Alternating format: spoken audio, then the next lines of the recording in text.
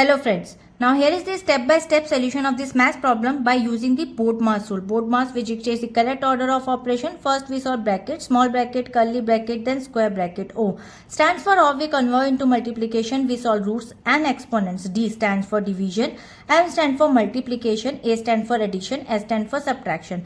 And according to this BODMAS sequence, we'll break it down this expression by the step-by-step solution. First step, simplify the innermost parenthesis, which is 64 divided by 2 power cube, and the second one 40 plus 20.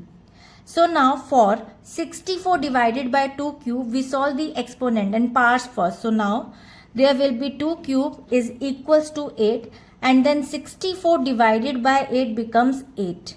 Now move to the second bracket, 40 plus 20. It becomes 60 as a result.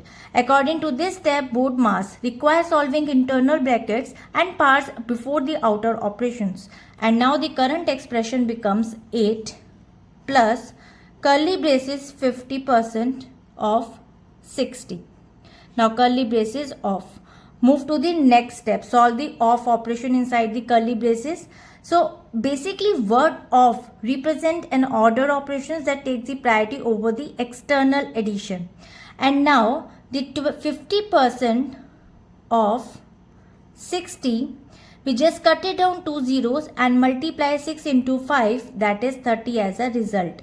And now the current expression becomes 8 plus 30. Move to the next step. Perform the final addition. Add the remaining numbers, which is 8 plus 30. It becomes 38.